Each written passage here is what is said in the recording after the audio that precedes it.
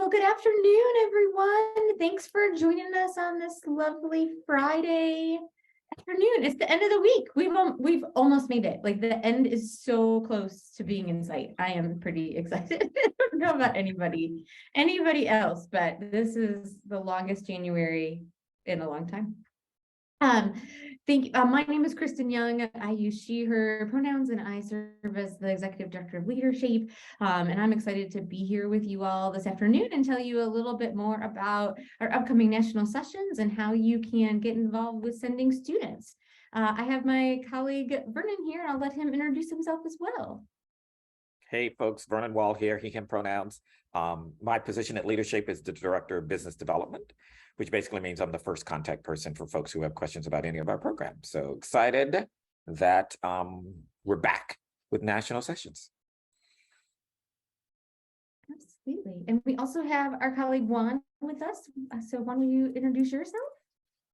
Sure. Hello, Juan Mendizabal, he, him pronouns. I'm the Director of Program Quality in Management. And if you join us for a LeaderShape Institute, you will see me in some form or another. So hopefully that gets to happen. Perfect. Well, it's just, we are very excited, as Vernon said, to be back to hosting national sessions. And it's been since the summer of 2019 that we have hosted a national session, thanks to COVID. But we are excited to be back and want to spend a little bit of time today getting to know you and also getting to tell you a little bit more about those national sessions. So I'm going to, hopefully you all can see the slides. We're going to use the chat feature while we're going through this conversation. If you have any questions, we'll also have a chance for you to come on afterwards and ask those questions. But sometimes while you're thinking about it, you might want to put that in the chat. While you are here, would love for you to introduce yourself in that chat by just adding your name, your pronouns if you would like, and where you're joining us from today. While you all are typing away, I'll give you a little bit of an overview of what we're going to talk about. We're going to talk about the LeaderShape Institute, the kind of an overview of the 4 days, talk a little bit about who should attend, what the schedule for the week is like, the logistics of kind of getting students there and what does that mean, along with the cost and opportunities for scholarships that we have available. And then we'll take your questions. Perfect. I think that covers everything that we had on that slide. So I'll get started with, it's so good to see you all, by the way. I'm watching where everyone's joining from. Oh, lots of warm weather places. California, Los Angeles. I would like a little sunshine. Florida. If you could send some this way. I'm joining you from Illinois. There is no sunshine here, ever. No, not in the winter. Alrighty, so what I want to do just really quickly, would love to just a quick raise of hands, if you all wouldn't mind. Who's familiar with the LeaderShape Institute? Anybody? No. A couple folks, Meg, one person, yeah, or you can put in the chat too, a little bit. Okay. So before I get into just the real nitty-gritty of it, I'm going to tell you a little bit about the LeaderShape Institute, just in general. So the LeaderShape Institute has been around since 1986, and it first got started by a group of individuals who were really looking to bring people together to explore the deeper meaning in leadership and to really talk about what their values are, and if they put those values into action in the world, what kind of change could they create? All while doing that with integrity. The people at the time who helped to create the LeaderShape Institute looked around and saw that, even in the 1980s, leadership wasn't being practiced in a way that always held integrity as its core value. And so they really saw a need for, as we thought about training and developing young people, specifically college age students, how do we give them an immersive experience that would allow them to do that? Now, in the 1980s, that was pretty revolutionary. There really wasn't much leadership development and education in the 1980s. And so they were pretty successful in creating this program, the LeaderShape Institute. We as an organization have been hosting this institute since 1988, but that was when the people who kind of first started the idea decided, gosh, this really isn't just something we can handle. We need something larger that could support this. And so that's where LeaderShape, the organization, had come into play.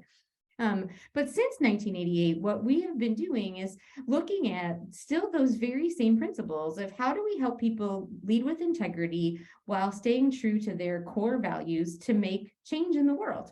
And so it has been truly a gift and an honor to be able to be a part of LeaderShape and doing that work and in partnering with college campuses around the country, as well as internationally, to come to their campus to host sessions, as well as what we're doing here is hosting these national sessions. This is how it got started. So in the early 80s, this is what would happen. We would find a LeaderShape, we would find a conference center. Students from all over the country would come together to have this experience. There might be one or two people from each school. They would have this experience together, and they would go back to their college campuses and begin to make an impact, whether that be in their student organizations, in their clubs, on campus, or even in their own families and communities. And so that's still what we're looking to do. Now, the curriculum and the program itself has evolved and changed over the course of the last 37-ish years. It specifically has changed as it relates to life kind of post-pandemic. For some of you who might be somewhat familiar with the LeaderShape Institute, it was created originally as a 6-day program. And about 4 years ago, maybe 5 actually, now that I'm like the time warp of the pandemic. So 5 years, we had an opportunity to really look at the 6-day institute and think about making it shorter, because we started to hear from college campuses that 6 days was too long for students to give of their time because of internships and work and classes and other obligations. They were interested in this leadership development opportunity, but they just didn't have the time. And so our staff and our quality team of curriculum writers spent about a year redesigning the curriculum to happen over the course of 4 days instead of 6 days. The programs continue to be identical. And we now, since the pandemic, have moved to this 4-day institute model because it has done exactly what we were hoping in terms of reaching more students. And that really, as a not-for-profit, our goal is always to think about how can we impact the lives of more people. And so if making this program shorter and more accessible in that way helps more individuals think about what the world would be like if everyone led with integrity, we did it. The other piece, so it's not just about access, is about the quality of the program. So we really evaluate the quality of the program and look at there's scores that we look at, and the quality scores were identical for the 6-day program and the 4-day program for the first 2 years that we were in the pilot phase of that 4-day program. And now, as we've moved into solely offering the 4-day institute, the quality scores have actually increased over the 6-day program. Students are more engaged in their learning and getting a lot out of it. So we're kind of grateful if you can find some silver linings for the last couple of years. This is definitely one of those. And so I share all of that with you so that you know kind of a little bit of backstory about the LeaderShape Institute and also how it's changed, because you may know something or have seen something a little bit different if you've had experience with LeaderShape pre-pandemic to what your students will experience now, just in terms of the format. What hasn't changed is our focus on the learning outcomes. And so let me tell you a little bit about how these 4 days are kind of laid out. And Vernon and I are going to kind of go in depth a little bit into each of the days as we go upcoming. So just a general logistic, as you're thinking about these 4-day sessions, we already have dates set for this session. The session will start on May 14th, 2023. And that first day begins at 10:30 a.m. Eastern. And we hopefully that time allows for some people to either travel in that morning if they're nearby, or easily can get a flight in that morning. Because we ask that the students arrive at the Connor Center around 9:45 to just get checked in to the conference center. The Connor Center is a center we've been using for the last probably 8 years. It's a beautiful, beautiful conference center located kind of in these rolling hills outside of Boston. We have the entire property to ourselves while we are there, and it's just a really great environment for learning. So with that, I'm going to turn it over to Vernon. He's going to talk about what happens as we get started on the first couple of days. Thanks, Kristen. One of the things that I think is so interesting about the shift from the 6-day to the 4-day is people sometimes ask, well, did you have to cut things? And one of the things, if you've heard about the Institute, there are faculty members that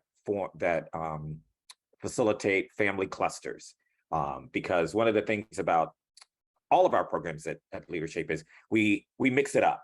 We really truly believe that we learn together. So it's not about us in front of the room talking at students for 4 days. It's about them engaging in the curriculum. And yes, we have 2 facilitators that we've trained that will come in and actually facilitate the program. But we'll also have faculty members who will facilitate the small groups. And if there's one thing that's constant about the Institute that students say over and over again, is that their family cluster was the best. And so we wanted to make sure that the family cluster time was not cut in any way, moving from day 6 to day 4. So that's one thing that's really important to know. And really, in terms of the curriculum, since we're starting early on the first day and ending later on the last day, everything is there. We've cut a couple things out, some activities that we did. But other than that, the curriculum is solid. So just want to make sure that folks know that that is that. The other thing is to know is that each day builds on the next one. And so day 1 is the value of one, power of all, which you can imagine is really about community and connecting to community. Here are folks that are coming from all over the country who don't know each other. Some people may be coming with other folks from their campus, but it really is a grounding time for us to say, we're in this space together. Let's engage, an introduction. Definitely we introduced the family cluster experience, which is a small groups, and spending time there. There's a challenge, a team challenge experience that we will do on that day. Also too, we'll do something around thinking about individuals' leadership styles and what that looks like. And also 2 personal commitments in terms of what's happening in that day. So you can imagine that first day is really about energy and getting people prepared to experience something that we hope will be very impactful for them. Day 2 is challenging what is, looking to what could be. The big thing, in the morning, we'll do some stuff around emotional intelligence. We'll do some stuff around inclusive leadership. And then we sort of move into the piece around the vision. And for those of you who have heard about us, you may know that each student at the end of the Institute develops a vision for the world. We basically ask them to say, what do you care about? What is something that you really and truly want to continue to engage when you leave this experience? And so we take them through a vision development process in order for them to leave with something concrete that they can continue to work on. And we ask them to think big and think bold. And it's not about their specific organization, because typically they come in and they say, well, I'm a part of student government and I want to make student government great. No, not a vision. Now, it can be a part of your vision, but not necessarily. So we push them to think broadly. And at the very end of the experience, we do have what's called a vision showcase, where we basically, we call it tomorrow's headlines. And what we do is we ask students at the end of their visioning process to develop a headline for a newspaper or a blog that basically says, when your vision becomes a reality, what would that headline be? And you can imagine up in the room, 60 different statements saying things like poverty is eradicated, or women are no longer fearful of sexual assault. I mean, it's just phenomenal. You can imagine some of the energy that happens around that. And also too, in that visioning process, we'll talk a little bit about what does it mean then to engage that throughout. So those are the first 2 days. And then Kristen's going to talk about the day 3 and day 4. Okay. So as Vernon mentioned, each day really does build on each other. And when we get to day 3, we are talking about living and leading with integrity. That vision work that got started, and it really does get started on the evening of day 1, when we start to talk to students about what are their values and what do they care about. It grows as we go into day 2, and which Vernon mentioned, kind of that vision showcase in tomorrow's headlines. Day 3, we're still talking about that vision and thinking about how do you put that vision into action and do so based in your values. So this day is really a lot about helping students understand how do they lead from a place that uses their values to help them make decisions, whether they be difficult decisions or not. How do they think about that? And actually in this picture, you see an activity that we do in the LeaderShape Institute with t-shirts, and those are students' core values, and they wear those t-shirts that during that core values activity as they go through kind of some decision-making processes in a kind of 4 corners activity of, what would you do if you saw that someone had dropped some money on the ground? Would you pick it up? And people kind of move around the room and talk about what they might do, and have great conversations about how does that relate to the values that you have, and what do you do, and how do you make decisions when your values might be in conflict with each other, and what do you do when your values are in conflict with someone else? And so they are great and meaningful and deep conversations. During in the course of that day, we also participate in an activity called Star Power. It's an activity that talks about power and privilege, and we tie that also into our values about how do we make decisions and respect others, and what dynamic does power play in that and in the systems in which we are a part of. It's typically a really engaging activity for students, and day 3 really is about engagement. Day 3, this living and leading with integrity, is taking students from where they are and helping them to engage in a deeper understanding of how they do that. The final day, day 4, is about staying in action. So this day goes very, very quickly.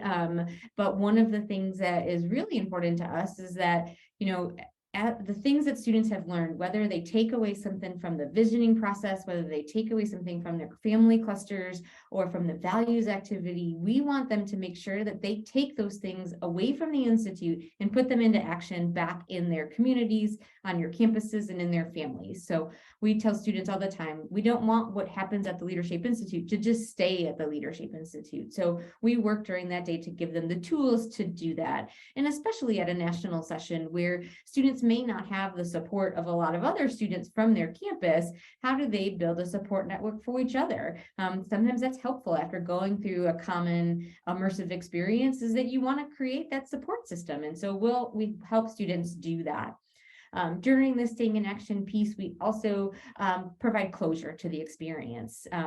We give students time within their family clusters to give feedback, which time and time again is one of participants' favorite parts of the experience, because they really get a chance to get honest feedback from people who 4 days ago they didn't know, and now they know maybe at a deeper level than some of their closest friends. And so they get time to close those relationships, and they also get to practice what it's like to give and receive feedback, which can be a difficult skill. Sometimes even the receiving part, I think, is more difficult than the giving part. And so we give them that opportunity to do that in an intimate setting. And then we do a commencement ceremony. So just a closure to the entire week that students have had together. And usually it's very, very fun. It's a fun, energetic day. The thing to know too, as you think about this experience, they are long days. So this is an immersive institute experience where, as we've said, each day builds on each other, and each part of the program builds on each other. So it's not like a conference where students can kind of pick and choose what they attend. It is expected that everyone is doing all of the activities together. And so when you're thinking about, students that you're looking to send, you want to make sure that they are interested and willing and able to participate in an experience like that. The days will start around 9 a.m. and they'll end at 9 p.m. They're long days. There are breaks built in between there, not extensively long breaks, but breaks for rejuvenation and for them to refresh themselves. But we try to keep them active and engaged throughout the course of those 4 days so that the time goes by very quickly. They'll spend time in their large groups, which we call the learning community. There are small groups, which we call family clusters, that we've mentioned a couple of times. They'll do some personal reflection activities. And our goal is that we're giving them new skills to add to their toolbox, and that we're helping them deepen their understanding. If leadership is something they've already been exposed to and concepts that they already know, that they're getting a deeper understanding, and that they're walking away with something useful that they could take back to your campus. So with that, Vernon's going to tell you, so like, who should attend? Who should you think about as you're thinking about students? Yeah, I think that I was just thinking, how many sessions have I facilitated? One of the things I don't even know. I don't know. One thing I will tell you, what's interesting is that we at LeaderShape believe that if we develop programs, we should participate in them as staff. And so Juan, Kristen, and I have all facilitated institute sessions. We facilitated many of our other sessions too. And it's always good to come back and do them so we can kind of get a sense for, how's the curriculum going? What's happening? Because we believe if we believe in our product, we should be a part of it. And I've been thinking about, so who should attend? And I've been thinking about, all of the different sessions that I've facilitated. And I will say that, we have a history sometimes at national sessions of institutions sending their student body president every year. The incoming cabinet for either the Residence Hall Association, sometimes IFC or Panhellenic fraternities. Sometimes it's connected to organizations. And sometimes it's also connected to academic years. I would say for us, we found that, folks that are, rising juniors, sometimes rising sophomores, tend to really engage. What we think about is we want to make sure whoever comes to the Institute goes back to campus and then engages, whatever that is for them. So as you're thinking about individuals to send, be thinking about, you want them to go back. You want them to come back and really then see their campus through a different lens. Because I guarantee you, after spending 4 days with us, they're going to come back fired up. So we really look for that. Now, that being said, I have had sessions where there were seniors who were there who had just graduated, and they used it as an opportunity to think about, so now what's next for me as I'm moving into, as I'm leaving my campus, because there's a sense of loss, there's a sense of like uncertainty. So I wouldn't say no to a senior who asked, but I'd also want to have some questions about why, because we really would like for the students to go back to their college campuses and really engage. And I think in terms of how many, as many as you can afford. We love when people send at least 2 or 3 so that students can process things together, and then when they get back, can really they'll become very close while they're there, and then they can be a team as they come back. Also, too, if you're thinking about hosting a campus-based session in the future at some point, this is a great opportunity to sort of get some energy around it, because we found that we can talk all we want to about the experience, but it's when a student comes back and they talk about their experience that gets other students fired up. And so definitely, if you're interested in hosting a campus-based session in the future, this will truly get some energy around students being the voice for you to maybe receive funds or to talk to stakeholders, whatever that may be. So, I mean, I think those are things, we're looking at 60 to 65 students. And we're gonna, at the end, we're gonna ask for you at some point to share with us if you feel you are ready. All we need right now are just reserving slots. We don't need names of people. We just need that. And so in a minute, we're gonna talk a little bit about that. So I don't know, Kristen or Juan, if you want to add anything to students in terms of participants. No, I think it really resonates with me, Vernon, about thinking about students who can come back to your campus and make a difference. And I think that way it kind of justifies your investment in them, because it is an investment in them. And I think don't be afraid to let students know that as well. So because you see someone who either it has leadership potential or is an active and engaged leader on your campus, that your university wants to invest in them. One of the side, I think, benefits of that, of showing students that investment, is then their loyalty to your school. So they will come back with such gratitude. And we've seen this time and time again, people just being grateful for your institution supporting their development in this way. And that hopefully, gets additional buy-in and support for you all, and thinking about potentially even them as alumni, right? That this is one of those moments in student development that we can, really make an impact. Well, and I think one final thing, and then we'll talk a little bit about cost. I always say that there are two types of students that attend the Institute. There's that one student who has been in every leadership position and has decided this is great for their resume, and they're going to come and they're going to tell us what leadership is about. Then there's a student who has never, ever thought of themselves as a leader, quote unquote. And what's amazing after the 4 days, that student who wants to tell us how to be a leader, what leadership is, realizes, oh, I've got a lot more to learn than I thought. And I can't do this alone. It's relational. And then that student who never considered any sort of leadership role will come back and probably apply for everything under the sun. So you're going to have to sort of kind of calm them down a little bit. But I love that energy of both, of the person who, has been in leadership positions all their lives. And now they are realizing, well, wait a minute, here's what this is really about. And then the ones that have never, ever, ever thought of themselves. And to watch that all happen in the room is pretty powerful.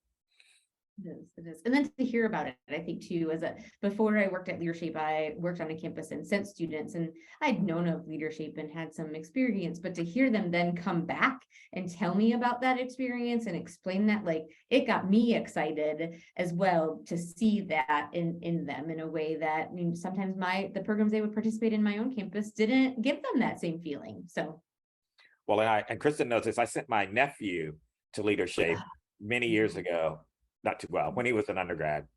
And my sister always tells a story about, she drove him from, and it was a national session, she drove him from Charlotte, North Carolina to Atlanta. And he didn't say a word the whole way. He's an introvert. He was a physics major. So, he's that kind of guy. And she dropped him off and she said, I hope you have a good week. And he goes, okay, bye. On the way, when she came to pick him up, on the way back, he could not stop talking. And my sister texts me and goes, what did you do to my son?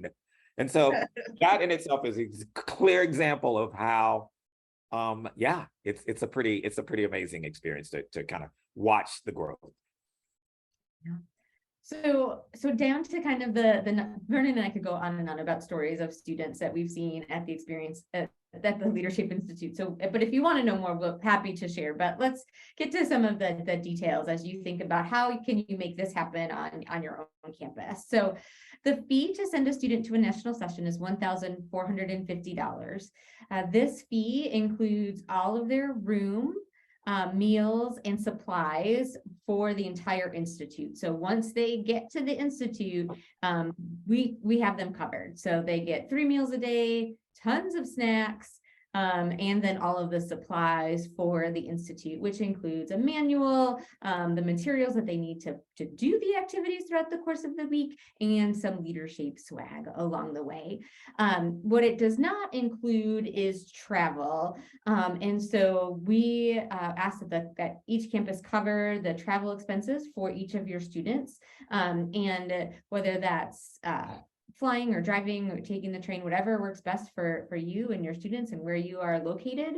We will have a block of hotel rooms connected to the Boston Logan Airport, that if students do need to come in before that very first day, we will recommend that you book that hotel, because we'll have a bus that will take students from the hotel to the Connor Center, and that will be included in their fee as well. But if they're not at that hotel, then we would just ask that you make their own travel and accommodations. The other piece that we'll provide is that we will have a shuttle service information. If they're not going to stay at that hotel, they want to stay nearby, we'll have a shuttle service that we will recommend so that you can work with them if you'd like. It is about a 40-minute drive, so it's probably not an Uber away. I think it is best to use a shuttle service just because of the length of the trip. Up to you all how you work that with your students.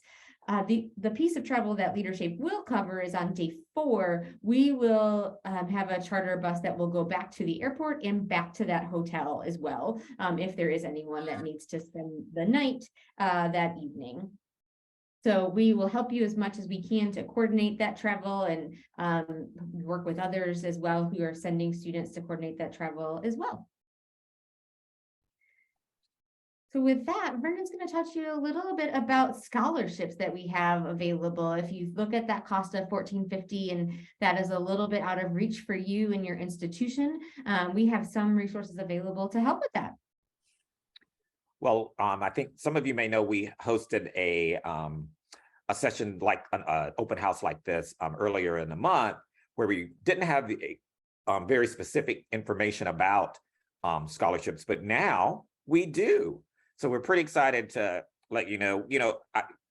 This past Giving Tuesday, we decided to have that be a fundraising for needs-based scholarships, and so we are very happy to be able to offer scholarships, and because we believe that we would love actually for everyone to attend the Institute at no cost. That would be our ideal. However, given our economy and everything that's going on, Giving Tuesday went well, and we would like for it to have been better. However, we're so excited that we're able to offer a $375 scholarship. Now, here's the fine print. We ask that for the first student that you send, we ask that you pay full price. And then any additional students, up to 2 more, would receive then the $375 scholarship. So if you're sending 3 students, then 2 would get the scholarship, 1 would not. If you're sending 2 students, 1 would get the scholarship, 1 would not. So now, if you're, for instance, sending more than 3 students, what we ask is that you just let us know. And what we're going to do is, based on how many people ask for the scholarship, if there's still money available, we will then say, okay, so you're looking at 5 students coming. We can maybe 3 of them can receive a scholarship. So we just want you to know that we want to spread that money out as much as we can across campuses. And so we're happy to chat with folks one-on-one as we move forward with payment. If, for instance, you could even tell us, I have 5 students, I gotta have at least 4 scholarships. And then what we'll do is we'll look and see, based on the money that's available, if that's possible. So we hope that we're excited about the fact that we're able to offer scholarships this year, because we really, as Kristen mentioned, we're just coming back. This is our first year in 4 years or so, doing a national session. One fun fact, though, I have to tell you, when Kristen was talking about the beginnings of the Institute and how it was all national sessions, I cannot believe there were 10 national sessions in a summer, 10 weeks back to back. I don't know how the staff at that time coordinated 10 weeks of 60 students coming in and going out. It was, looking back on that, that's just insanity to me, but oh well. It was a lot. It was a lot. So I don't know if there was any questions about scholarships. We're going to take questions in a bit, but let me know, let us know. Yeah. Perfect. I think I'm going to actually stop sharing because there's no other slides other than like just next steps. But I am going to put, Vernon, I'm going to pull up the interest form if you want to talk about it. Cool. So next steps. All we need right now, as I mentioned, is really just, if you know that you're pretty sure you do want to send some students, we just want you to complete the form, interest form. It's just an interest form, and we just need to know how many slots you would need, because we're trying to get a sense for how many people we're looking at. And we're going to have this open until January 31st. So you don't really have to do it right now, but hold on to that link. And we're going to send you the recording and this link after this session, because there's some people that are here that aren't here who registered, and I'm sure they would want to have the recording and also this interest form too. And then after January 31st, we'll be in touch then about the invoicing process, and also too about when would we need names from you, because there will be a time when we will need the names so we can put folks in their database and get things ready. But we'll talk about a timeline then after January 31st in terms of when we would need things and that sort of thing. So. Perfect. And if you can't decide between now and January 31st, we'll still continue to reach out to you, because I know that is kind of a short time frame. But if you're like, I still just need more time to think about it, but still keep in touch with me, just let us know that. It's definitely no pressure as you think about that registration link. We just want to make sure that we are giving you the information that you need, and we will fill the spots on a first come, first served basis. So I don't know when that will be, right? So it could be, it'd be great if on February 1st we filled that session. I don't think we will, so I think you'll have a little bit more time to get that in, but also don't know for sure. I see Morgan. Yeah, Morgan. Morgan's questions. Yeah, we're in Boston, Massachusetts, and most folks will be flying in and out of Logan International Airport. So. And I'm glad Kristen mentioned trains, because if you're in an area which is close by and the train, there's an amazing train station in Boston, which I've actually been to. When my flight was canceled and I had to take a train from DC to Boston, that was weird. It was a long train ride, but it needed to happen. So yeah, that's where the national session is. Okay. Well, other questions that you all have for us? And feel free to come on camera and unmute yourself if you'd like to ask the question in person, or you can put it in the chat.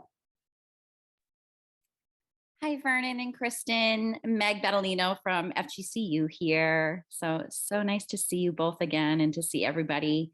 I was just curious if you happen to know what the hotel room block rate was going to be, and is it going to be the Hyatt that's right at Logan? I think it's the Hilton. I think it's gotcha. Okay, thank you. Yeah, that's the one we're looking at. I see it in my head because they have this weird entrance way for the hotel. But I don't know if Abby was looking into that. I don't think we have any numbers. Okay. I don't think we do either, but Meg, we can follow up with you once we get that. She was working on that before we left for the winter break. So Gotcha. I can't remember. I don't think she's gotten a final. Great. Okay. Great. Thank you. You're welcome.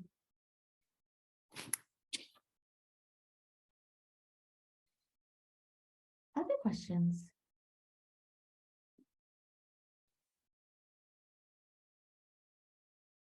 Well, awesome. Thanks, Claire. Yeah, the University of Michigan is doing their program here in March, coming up for February.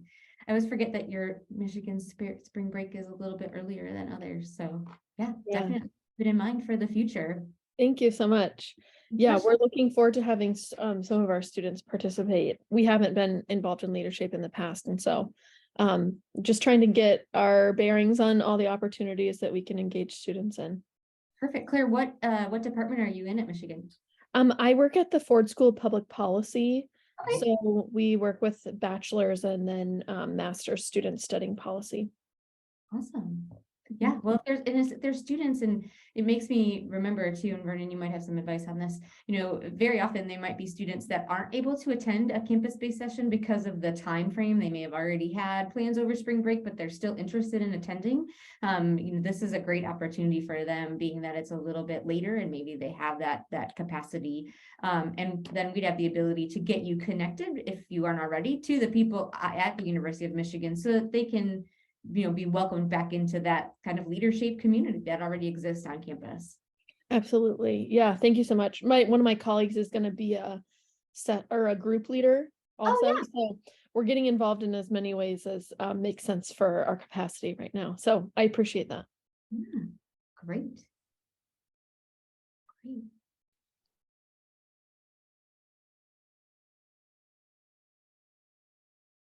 Cool.